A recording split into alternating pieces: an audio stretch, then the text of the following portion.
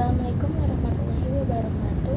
Perkenalkan, saya Wahdania Pratiwi dari Ilmu Kelautan kelas 2B dengan NIM 44452300033. Di sini saya akan menjelaskan tugas prinsip logistik, yang mana tema besarnya itu logistik dan daya saing, dan juga dengan tema kecilnya peningkatan kinerja sistem logistik, dengan judul model peningkatan sistem kinerja sistem logistik dengan efektif dan efisien dalam daya saing.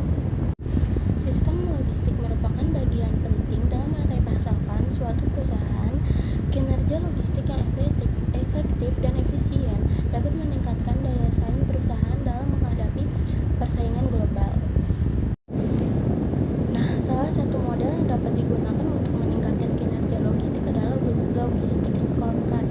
Model ini mengukur kinerja logistik berdasarkan 5 perspektif, yaitu diantaranya ada perspektif pelanggan, yang kedua ada perspektif keuangan, yang ketiga ada perspektif operasi internal, yang keempat ada perspektif pembelajaran dan pertumbuhan, dan yang terakhir ada perspektif publik. Perspektif pelanggan itu mengukur tingkat kepuasan pelanggan terhadap layanan logistik seperti ketepatan waktu pengiriman, akurasi pesanan, dan kondisi barang. Yang kedua ada perspektif keuangan, yang mana itu mengukur dampak logistik terhadap keuangan perusahaan seperti biaya logistik, laba atas investasi, ROI logistik, dan nilai tambah logistik. Yang ketiga ada perspektif operasi internal, mengukur efisiensi operasi logistik seperti waktu siklus pemrosesan pesanan, tingkat persediaan, dan utilisasi aset logistik. Yang keempat ada perspektif pembelajaran dan pertumbuhan. Ini mengukur kemampuan logistik untuk beradaptasi dengan perubahan dan berinovasi, seperti pengembangan teknologi logistik, pelatihan karyawan logistik, dan budaya organisasi logistik. Dan yang terakhir ada perspektif publik, yang mana itu mengukur dampak logistik terhadap lingkungan dan masyarakat seperti emisi gas rumah kaca dan dari kegiatan logistik. Terus juga kepatuhan terhadap peraturan lingkungan dan tanggung jawab sosial perubahan logistik selaras dengan strategi bisnis perusahaan secara keseluruhan.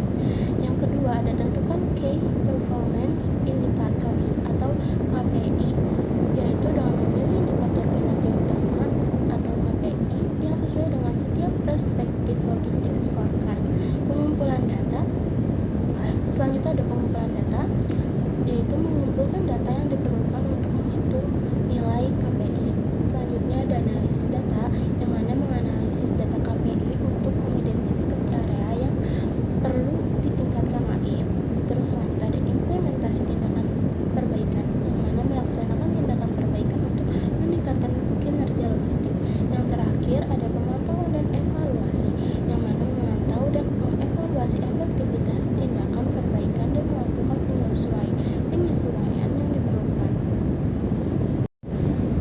Manfaat dari penerapan model logistik scorecard itu ada banyak, yaitu diantaranya ada meningkatkan kepuasan pelanggan, menurunkan biaya logistik, meningkatkan efisiensi operasi logistik, meningkatkan daya saing perusahaan, dan yang terakhir ada meningkatkan akuntabilitas dan transparansi kinerja logistik.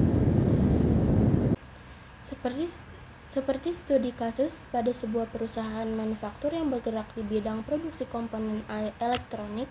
Perusahaan ini memiliki jaringan distribusi yang luas di seluruh Indonesia. Nah, perusahaan ini menghadapi beberapa tantangan logistik, yaitu diantaranya ada tingginya tingkat keluhan pelanggan terkait keterlambatan pengiriman barang, biaya logistik yang tinggi, ada tingginya tingkat persediaan barang jadi, dan juga yang terakhir ada kurangnya visibilitas terhadap pergerakan barang. Nah, untuk mengatasi tantangan-tantangan tersebut, perusahaan ini menerapkan model logistik scorecard, yaitu diantaranya ada identifikasi strategi bisnis rantai pasokan logistik. Perusahaan ini mendefinisikan tujuan dan sasaran logistiknya, yaitu meningkatkan kepuasan pelanggan, menurunkan biaya logistik, dan meningkatkan efisiensi operasi logistik. Yang kedua, ia menerapkan tentukan Key Performance Indicator atau KPU dengan memilih beberapa KPI untuk mengukur kinerja logistiknya. Terus yang ketiga ada pengumpulan data. Perusahaan ini mengumpulkan data dari berbagai sumber seperti sistem informasi manajemen, laporan pengiriman, dan survei pelanggan. Yang keempat ada analisis data. PT ini menganalisis data KPI untuk mengidentifikasi area yang perlu ditingkatkan. Yang kelima ada implementasi tindakan perbaikan, yang mana perusahaan ini menerapkan beberapa tindakan perbaikan untuk mengatasi masalah tersebut. Yang keenam ada pemantauan dan evaluasi. Perusahaan ini secara berkala memantau dan mengevaluasi efektivitas tindakan perbaikan. Dengan menerapkannya model logistik scorecard ini, perusahaan tersebut menghasilkan beberapa hasil yang positif, yaitu diantaranya meningkatnya tingkat kepuasan pelanggan, terus juga menurunnya biaya logistik, dan meningkatnya efisiensi operasi logistik, serta meningkatnya daya saing perusahaan. Nah, studi kasus yang terjadi pada perusahaan ini menunjukkan bahwa model logistik scorecard dapat menjadi alat yang efektif untuk meningkatkan kinerja logistik dan daya saing perusahaan. Dengan menerapkan model ini secara konsisten, perusahaan dapat mencapai tujuan dan sasaran logistiknya dengan lebih efektif dan efisien. Model logistik scorecard merupakan alat yang efektif untuk meningkatkan kinerja logistik dan daya saing perusahaan. Penerapan model pengukuran kinerja logistik ini menghasilkan skor rata-rata kinerja logistik yang tergolong cukup baik dengan beberapa indikator yang perlu ditingkatkan. Hal ini dapat dijadikan pertimbangan dalam penentuan kebijakan dalam rangka meningkatkan kinerja logistik yang berdaya saing. Dengan menerapkan model ini secara konsisten, tentu perusahaan akan dapat mencapai tujuan dan sasaran logistiknya dengan lebih efektif dan efisien.